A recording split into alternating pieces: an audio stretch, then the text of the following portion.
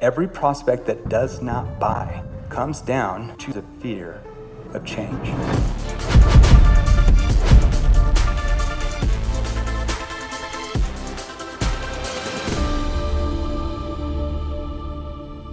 Pretend you and I are in an elevator, and I say, what do you do? Give me your 30-second elevator pitch. I take people from kind of being a slave to bills and things that they rent all the time and turn it into ownership so you can live a better life. What do you sell? 30-second pitch.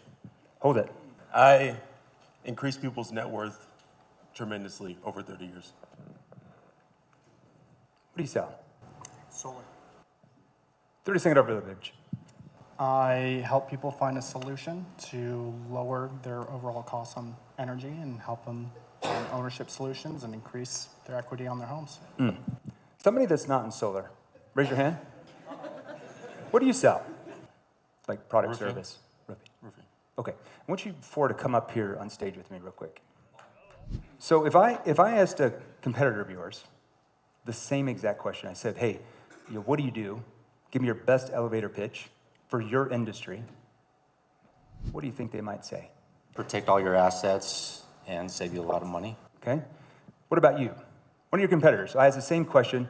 What do you think they might say? You're paying too much for your electricity, and we can do it for way cheaper. What about you? What would they say? Utility rates over the long term so it doesn't increase with inflation. And you, what would they say? Help people lower their costs of their overall expenses. Okay, so what I think I heard all of you just say to yourself is that in your prospect's mind, you all kind of sound the same.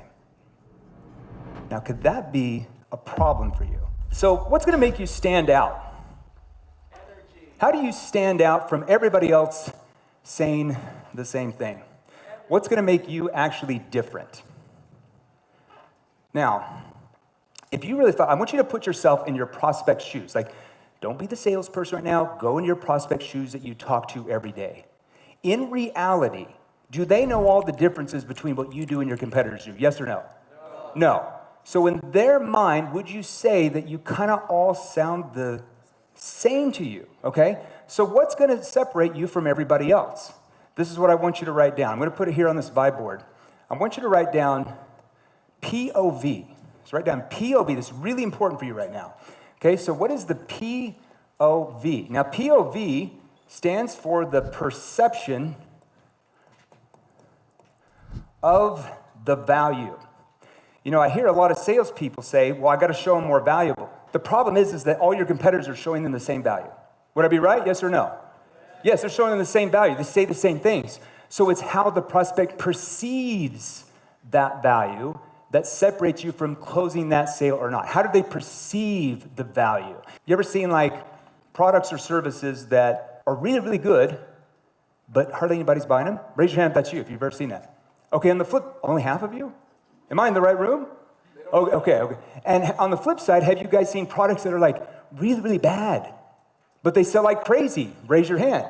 Well, what's the difference? That company or those salespeople know how to frame that offer. They know how to, the perception of the value far more than other companies. The perceived value is what matters. And that's what we're going to focus on today. So what do I mean by framing your offer, framing your service? Okay, so I want you to get the family photo in your mind. Picture your own family photo.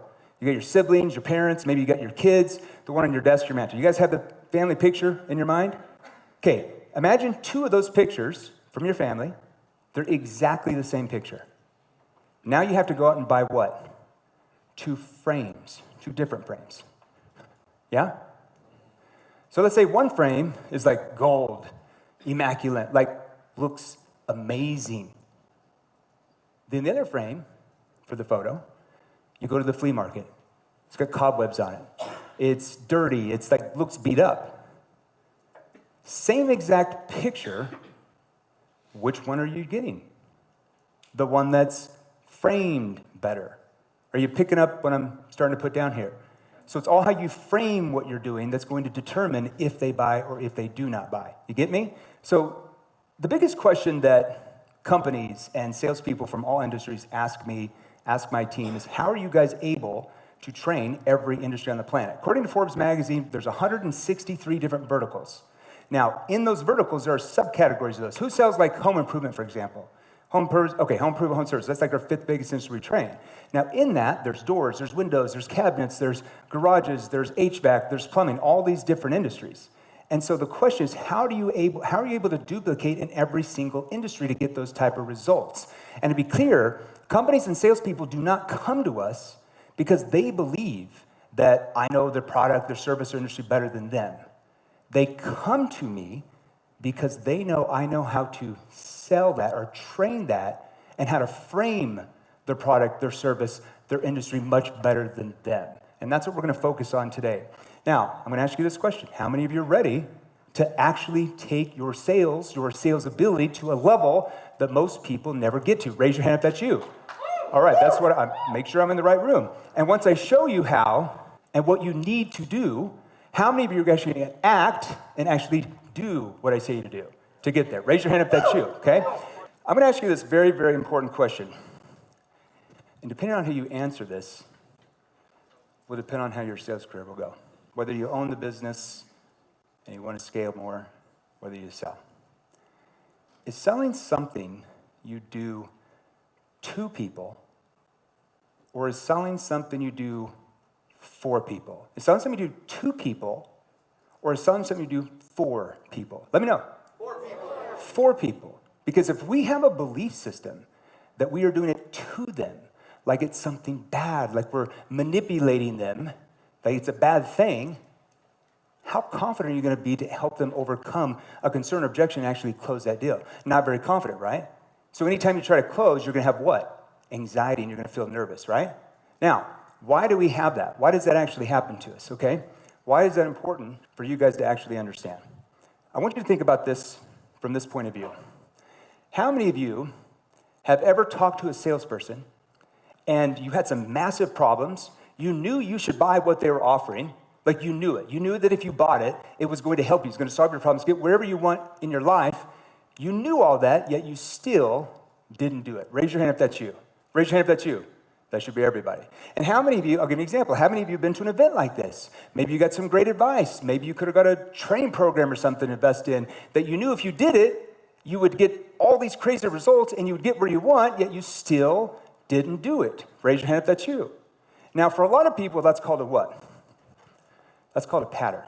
So if you have patterns that, let's say, prevent you from buying products and services that you know you need to get where you want to go, would that also imply that your prospects have the same patterns, and that's why they're not buying from you? Yes or no? Yes. Would that imply that? Okay. Now, why does that happen? You see, the brain often comes up with excuses on why we do something or not do something, even when we know we should do it. And why does that happen? Because the brain, whenever God put the first humans here on the earth, millions of years ago, whenever that was, that's debatable. The brain was never designed for us to thrive. The brain was actually designed for us to survive, to be safe. Is everybody getting this, okay? That's how we're wired. So anytime there's something new or something unknown or there's change, the brain plays tricks on us. The brain tries to convince us not to do something even though we know what to do. Now, congratulations, you're alive, right? But why do we not buy something? Why do we not do something? Why does our prospects not do that? It's because it's something that's unknown, something unfamiliar. And they have to give you money before they see what's on the other side of what? Change. Every prospect that does not buy comes down to the core of every human being has a fear of change. So every objection you get, it's too expensive. We don't need it. I need to talk to my spouse. I need to think it over. We need to talk with the board for 6 months. We'll push it down the road. Now's not the right time. I need to do more research. I'm not interested. We already have it. Every objection you get, every reason the prospect does not buy comes down to the root cause, the fear of change. Now, whose job is it to help them overcome that fear of change so they get what they want? Whose job is that? Let me know. Is that our job? Okay, I'm making sure with the right people here. Okay, good. So what causes a prospect to close down emotionally? Do you know? A lack of trust. Well, what causes a lack of trust? Lack of rapport. You? What causes a lack of rapport? What does rapport mean? Hey, how you doing today? I'm doing good. What's this all about? Anytime a prospect closes down or gives you an objection, did they plan that out before you got there? Did they before that solar rep knocks on my door in about 45 minutes, I think I'm going to go into fight or flight mode about 30 seconds in and say, we're good, we're not interested. Or I think, when that salesperson comes out to sell me windows, I think I'm going to put my arms in. I'm just going to give them one-word answers. I'm going to seem really closed off. And at the end, I'm going to say, I need about 4 other bids. Come back later. Did they plan that out? Or was it something you said? Or something you asked? Or how you asked? Your tone that triggered their guard up, that triggered that reaction. Ah, okay. We're reverse engineering now. Once we start to understand this, what does that give us an advantage on? Now we know how to prevent that from happening, don't we? Is that what you want to learn? Yes. Okay, that's why I came here. So I'm going to show you a few things. This is kind of fun.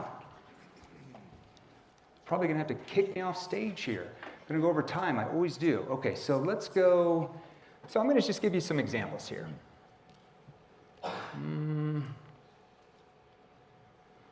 Okay. Now I'm going to call out a few different initiatives. I'll just show you how to do this. So how do you build them into the identity of the person who becomes a buyer? That's called an n.e.p.q identity frame. Write this down. Now, this is why so many of you see something I do on Instagram or LinkedIn or Facebook, like a 60-second reel, and you use it, you get all excited, and it doesn't work. Because you don't know what to do before to set it up. You don't know what to do if it doesn't land. That's the dabbler. Who's ready to stop being a dabbler? Raise your hand. Okay. Who's committed to mastery? Keep your hand up. Okay. All right. So this is important here. You would never use this at the start of a conversation. So this would not be the first thing you would say. If you do, you're going to get slapped in the face by the velvet hammer. That hurts really bad. Don't use this as the first question. Velvet hammer. I'll tell you later. Okay? Come see me afterwards. All right. So let's say after I asked 2 or 3 of my connection questions, it could even be on the door. This is where I came up with quick to get their guard down on the doors. This is where n.e.p.q started. Okay?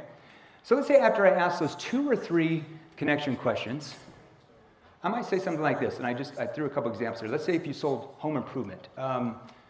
Just give me an industry. I just do it myself.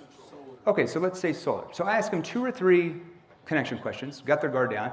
And hey, John, happy we're connecting. It's so interesting.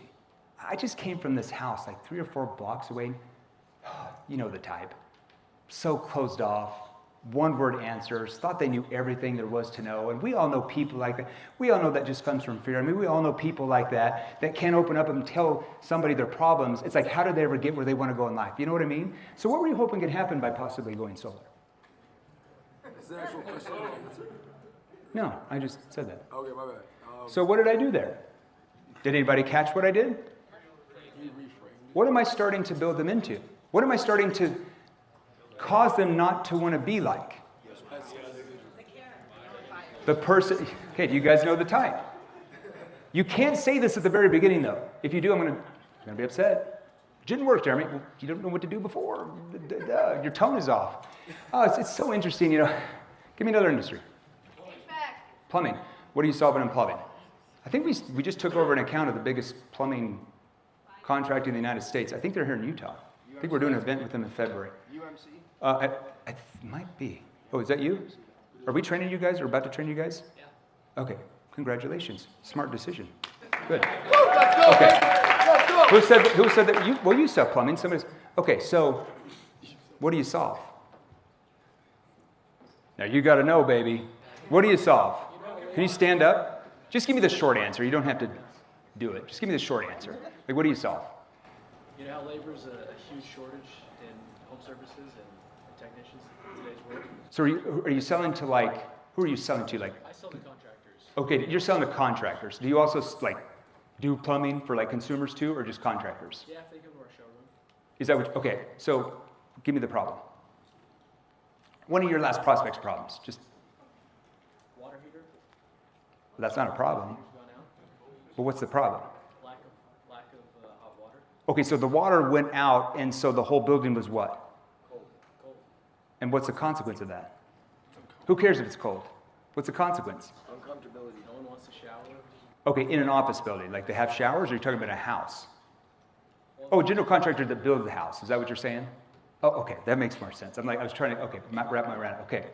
So I might get into that conversation with the general contractor, and maybe my third or fourth connection. I'm going to do it towards the end. Happy we're, connecting. It's so interesting. James, I was talking with this other contractor. I mean, the contractor type. So closed off, just one-word answers, thought they knew everything there was to know. And we all know that just comes from fear. I mean, we all know that people like that, companies like that who can't open up and tell somebody their problems, it's like, how did they ever get them solved? You know what I mean? Anyways, what were you hoping could happen by possibly working something out? Now, what is that person going to do? He's like, oh shit, I don't want to give one-word answers. I don't want to be closed off. I don't want to be the type that thinks they know everything. And what am I starting to prevent? Prospects giving you one-word answers, vague, general. Did I run over anybody? You guys okay? Raise your hand if you're starting to understand this. These are identity frames. You got to know when and how with the right tone. Because what if I did this?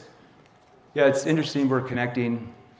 And it's funny because I was just talking with this guy like 3 or 4 months ago, and the type, and they're like closed off and not interested, and we all know that those people never succeed. You know what I mean?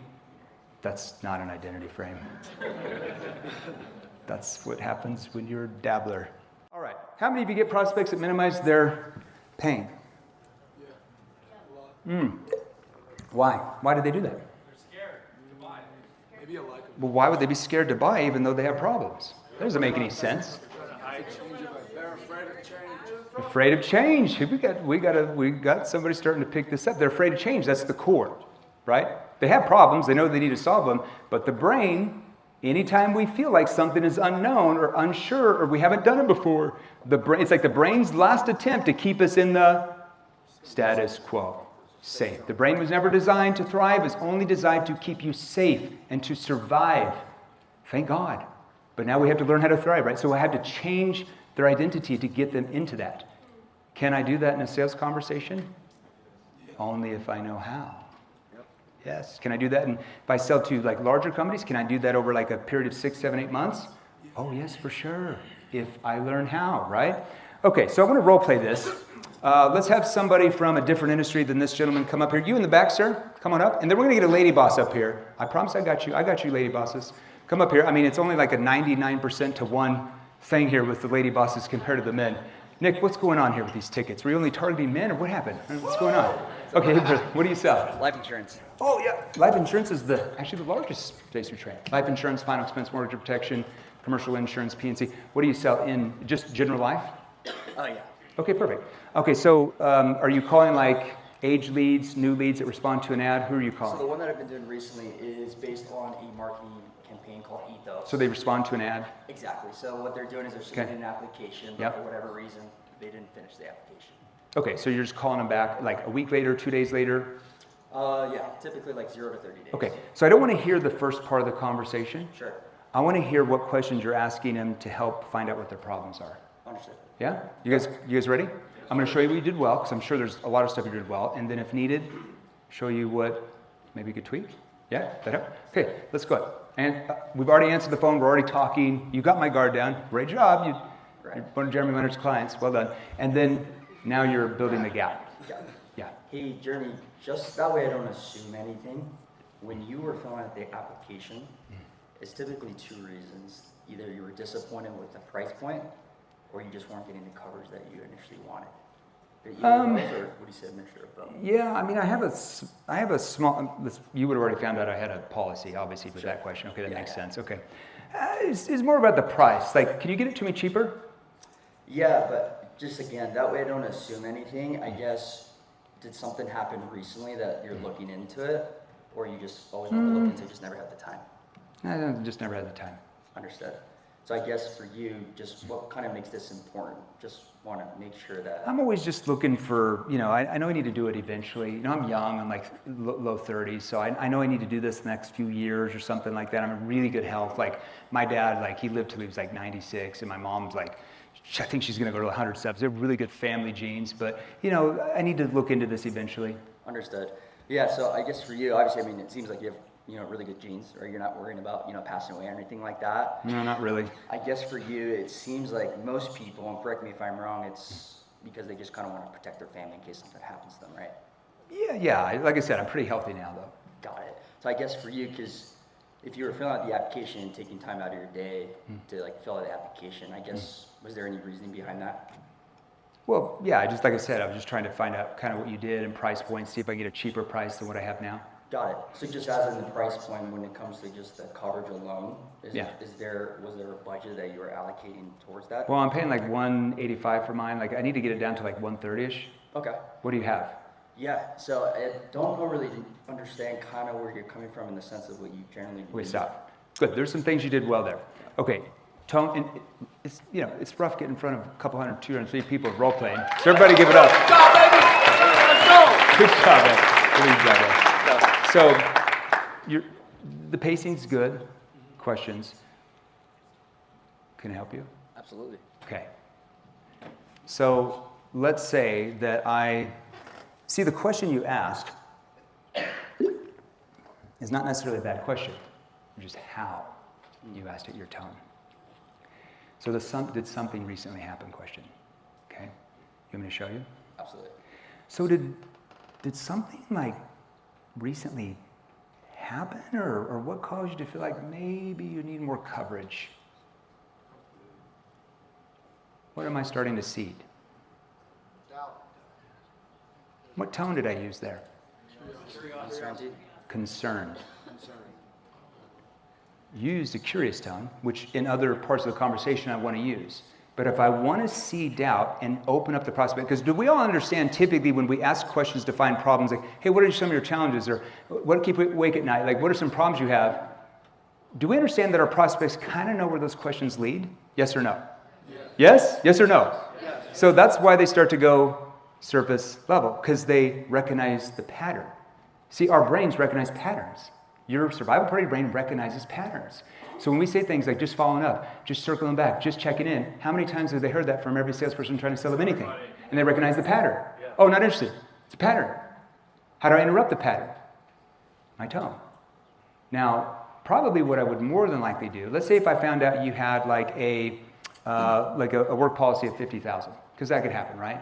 And a lot of salespeople in insurance, they struggle. It's like, well, they already got a policy, they're not going to need it. But here's what I do. You just got to reframe it and be like, so help me understand, like you've already got this $50,000 work policy. What's causing you to feel like that might not be enough? What am I doing?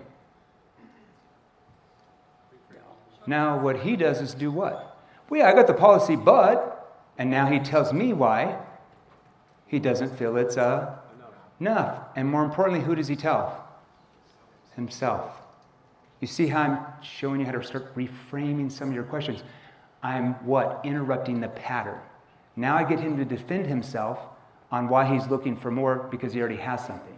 But if I said it, so you've already, I don't understand, like you got this $50,000 policy, what's causing you to feel like it might not be enough, man?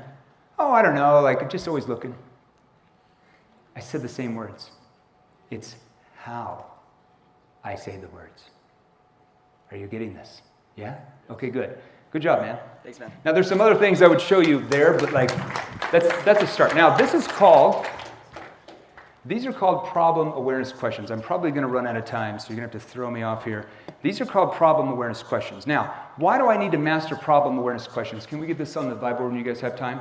There's 3 reasons why I need to ask problem awareness questions. Reason number 1, what are the prospect's real problems? Notice I didn't say problem. I said problems. You know what happens most of the time? Prospect tells you a problem and you do what? Oh, well, let me show you how to solve that. And once you do that, how big is that gap? Maybe here. What if I didn't take the bait? Yeah, that's a big problem. That's the biggest reason why companies in your space come to us for sure. What else do you feel like might be going on? So I want to find multiple problems. Why do I want to find multiple problems? Because that builds a much bigger gap. That causes them to feel like they need me more, right? Because if I don't build that gap and only find one problem, what's to say that, let's say marketing agents are like, yeah, no, maybe we can just figure this out on our own. But if I help them find 2, 3, 4, 5, 6 different reasons why they want to change, it's pretty damn hard. The gap is so big that they, of course, have to go with you because no other salesperson knows even how to build the gap. So instead of like lowering the price like with the insurance, see how I'm doing that is getting him back into cost-based thinking. So help me understand, is the cheapest price the most important to you, or actually having enough coverage to like pay off the house for sending the kids so she's not forced to go get like a second job when you pass? Now, what did I just take them out of? Price or cost-based thinking to results-based thinking. You guys want to master this? It's a lot of fun. You can help a lot of people. It sucks not being able to help people you want to help if you don't know how to communicate, yeah? Yeah? Okay, good. So, and number 2, what is the root cause of the problem, and how are the problems affecting them even personally? Now, these are some generic frames right here. I'm just going to show you a few of these because we got to fly here. So these are generic. You're not going to like just use generic frames, okay? Like I have to show you how to tie it into your industry. That's why people come to us, okay? So help me understand, do you 100% love the results you've been getting? Now, I wouldn't ask that for solar. It wouldn't make any sense. Let's say if I sold financial services, like investing. So you've been with the Ameriprise the last 5 years. Like, are you 100% in love with the returns you've been getting? Well, I wouldn't say it's 100%. Not 100%? What don't you like? Why did I put 100% there? Because nobody is happy with anything 100%. Does everyone understand the brain works that way? Think about the person you're dating with or married with now. The first couple of months, you loved them. They were floating on cloud 9. They could do no wrong. 6 months later, you found what? Things you didn't like. Nobody likes anything 100%. You see how I'm framing it to focus the brain on not do they like it, but do they like it 100%? That's a whole different conversation. You see what I'm doing? I'm building the gap automatically. Now, what if I say like this? So do you 100% like the thing you're doing? Yeah, it's pretty good. The tone's separate. So let me understand, like, do you 100% like the results they've been getting for you? What does my tone sound like? Curious. I'm concerned for you. I know something that you might not know. That triggers what? Doubt. No. Concern tone triggers doubt. Curious tone triggers like, hey, he's genuinely curious. Okay. You guys are killing me. You're just making that up, right? Okay. Now, let's see if I can do this here. What if I'm a real estate agent? Anybody a real estate agent? Okay, real estate agent. It's the second biggest industry we train. Okay? So most real estate agents are like, well, why do you want to sell the home? Blah, blah, blah, blah. Surface level answer. No, I'm not going to do that. Help me understand, you have a really nice home here. Like, what's caused you to feel like you might want to sell it? If I'm trying to get the listing. So help me understand, like, you guys have a really nice property here. What's caused you to feel like you might want to sell it? Well, we like it, but... Bam. Oh, it's so simple once you learn the frames. So hard when you don't. I know you guys want to. Okay, now, let's give me another one here, and we're going to go here. We only got 30 minutes here. So hold on, you've been with XYZ agency the last 2 years. What's caused you to feel like they can't help you scale to $8 million a month? Whatever they said, I'm just putting it back here, okay? Or I could say, so let's say they say, oh, our leads are bad and we're not being able to scale. I mean, do you want that to keep happening if you didn't have to? That's another frame I didn't even show you. Oh, I've got so many frames to show you, so little time. Oh my gosh. Let's see. I mean, solar. So you get them open up about their bill, the rate hikes, all that stuff. I mean, do you want to have to keep being forced to pay the rate hikes if you didn't have to? Well, no, of course not. But see how I paste it out. What are those little periods there? Do I just not know punctuation? That's called a verbal pause. Write down verbal pause. You have so much to learn, so little time. I mean, hold on. I mean, you've been with XYZ company the last 7 years. I mean, they're fairly decent. I mean, what's caused you to feel like you might want to look at someone else? What am I doing? Fairly. So I don't want to say, oh, you're with a great company, because that just reinforces their frame. Oh, I should stay. I don't want to say, that company sucks, because now they know you're trying to sell them. So I'm going to say fairly decent, because I'm in the middle, but notice how my tone shifts. Yeah, I mean, you've been with them the last 12 years. I mean, they're fairly decent. I mean, they're not too bad. I mean, what's called? See what I'm doing? You guys starting to get this? Raise your hand if you want to master selling. Okay. All right, let's keep going here. Oh, we're just very, oh gosh, okay. I wish I could have you master everything in 97 minutes. Doggone it. Okay, now let's keep going here. Now, this is important here. There are 5 types of tonalities you must master if you want to sell a lot more than you are now. How many of you have read a book that says 93% of communication is your nonverbal? Raise your hand. Every damn sales book in the planet just copied and pasted that. I swear, you know what? It comes actually from the 1940s by a survey that they did. It's not even accurate. They've redone, I have a friend, body language expert called Mark Bowden, teaches a lot of EU Parliament how to use body language and stuff. But they've updated this. So 93% of your communication, making the sale, is your nonverbal. Your tone, your body language. 7% is the words. Holy shit, that's crazy. Now, they've updated that study. 72% of you making the sale is your tonality, how you say it, how you ask the question, and your body language. About 28% is still the words. Words matter, questions matter, okay? We might want to learn this thing. So there's a curious tone. So walk me through. Well, what do you guys do now to generate new leads and clients? So walk me through, like, where do you typically invest your funds, just so I can see how we could possibly help you? Okay, so it's different things I could do. So your bill. Can you tell me a little bit more about your bill? I know in the summer, I know that most of the year it's pretty low, but what have they been making you pay lately? So tell me a little bit about your bill. I know a lot of the year it's pretty low, but what have they been making you pay lately? What am I doing, solar guys? Tell me a little bit about your bill. I know a lot of the year it's pretty low, but what have they been making you pay lately? Why would I do that? Why would I say most of the year it's pretty low? Because what are they used to from salespeople that knock on their door? Solar. Oh, the bill's really high. No, it's not, even though it is. Defensive mechanism, because they know you're trying to sell them something. So why do I downplay it? They upplay it. That's called mismatching. I know a lot of the year it's pretty low, but what have they been making you pay lately? What tone? Concern tone. Making you pay. Does anybody like to be made or forced to do anything? Oh, what am I starting to shift there? I'm starting to get them to not like who's been forcing them to pay.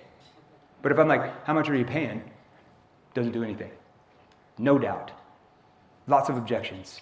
Who loves handling objections? Oh, I hate objections. I just like to prevent them from happening in their mind.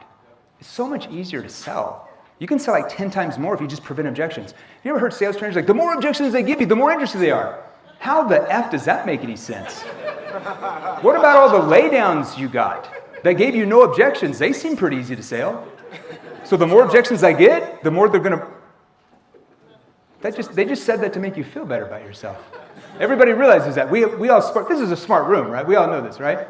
Okay, write that down. The more objections you get, the less likely they're going to buy. Because they're triggered, their guard's up. I'd rather prevent the objection from happening in their brain, because who causes the objection? The salesperson causes the objection, not the prospect. We all know this, right? Okay, you're starting to get this. All right. I'm going to get this objection. That's too expensive. I can't. How much time do I have left, team back there? Am I getting kicked off? I have 10 minutes? Oh, can I take 23? Okay. All right, so that's too expensive. Anybody get this objection? Okay, I need a lady boss to volunteer. Hey, lady boss, come on up. Gotta get the lady. Let's go, baby! Oh my God, I all these guys. How do you do it? What do you sell, Jennifer? Home transformation. That sounds a bit salesy, just saying. But what's a home transformation? Like an interior designer? We do home organization. We help people save time and live a better lifestyle. Okay, so you help people like save time, like busy executives, so they're not like sitting there all day Saturday organizing their closet and like hating life? Exactly. That sounds a lot better. Yeah. I like that for sure. Okay. That's what I said. Jennifer, I love what you do. It's just too expensive right now. I'm so sorry. Can you call me back in like 6 months? Like, I'd be in a better position then. I would probably say sure. Hold on. No, I don't Are you? know. Hold on. Are you? Being honest. Are you going to buy into their story? No. Do they need you? Yes. If Yes, they do. yes, they do. Is selling something you're doing to them or for them? For them. Why? Because they need it. Why? Because they're overwhelmed Yeah. and stressed, Yeah. and everyone wants more time. Yeah. You can't buy into their story anymore. Do you understand that? Because you offer them no effing value if you do. It's true. Is that why you got into what you're doing, so you could help people? Yes, that's exactly Okay. what I did. Stop buying into their story. Because we all know that's a story, right? Yeah. We all know they need you. Okay? So what could I do maybe instead? Let me show you something. If I have time. Okay. Let's see. I think I wrote this out for you guys somewhere. Let's see. Oh, yes. Now, so that prospect that gave you that objection, that tells me they're what? What does that tell me? I didn't do my job. I didn't sell the value. Well, no, it has nothing to do with the value. It's the perception of the value. Yeah. Correct. How do they perceive the value? Okay? Let's write this down. This is called a comparative frame, n.e.p.q comparative frame. Because right now, this prospect that gave you that objection is in what way of thinking? Price or cost-based thinking. So how do I take them out of that to the end result? You want to learn? Yes. Oh, yeah. I mean, in reality, if you really thought about it, like, which is costing you more? I mean, is it costing you more to, like, get the funding together? You know, we come in, we organize your entire house, and you're saving about, like, 6 hours every weekend so you can actually focus on your work? Or is it more expensive to do nothing at all, and the clothes are all over the place, and you're having to spend your entire weekend working? And in reality, which is costing you more? See the shift down? Why? Why would I shift down to that concern tone at the end? Because I'm effing concerned for you, actually. That's why. Because that would really suck to have to spend the whole weekend. Does everybody understand this? Like, selling is not something you do to them, it's for them. So, if I'm mastering my tonality to get their guard down, am I doing that to manipulate them or to actually get their guard down so I can freaking help them? I'm doing it for them. These are not, we don't manipulate people. This is what selling is. You're doing it for them, not to them. If I can't get their guard down, what's the likelihood they're going to buy? Unlikely. If I keep them in price or cost-based thinking, what's unlikely they're going to buy? Unlikely. If I don't learn how to do this, I offered them no value. I wasted their time. You don't want to waste their time anymore, do you? Why? Doesn't help either of you. That's why you're in sales, right? Okay, so you see that reframe, okay? See, now I'm getting you to think what? Which is costing me more? Now, I'm not going to stop there. I'm going to go right here after this, okay? You want to try? You have to look at it. It takes a while to learn this stuff. Jennifer, it's just a lot of cost. It's kind of too expensive. You got to, here, let's come over. You got to kind of like look at me and glance like, okay, there. It's just a lot of money, Jennifer. Like it's just the cost, yeah. Look there. Yeah. Am I reading that? Yeah, we'll just put it up here, like we can hear you. It's gonna sound scripted right now, obviously. Okay. I mean, in which reality does it cost more? Is it more expensive to set the funds together? We set the implants in. Oh, this is a different. This is like dental implants. I just threw it up there. Well, just plug in the thing that you do. So you just plug in the thing you do. Is it more expensive the funding together? come in, we take care of your. Come in, we take care of your home, we organize and reset your life. We reframe the way you've been living into the way you want to live. In reality, which is more expensive. Time, In reality, which is more. All right, give it up. All right, good. Very good.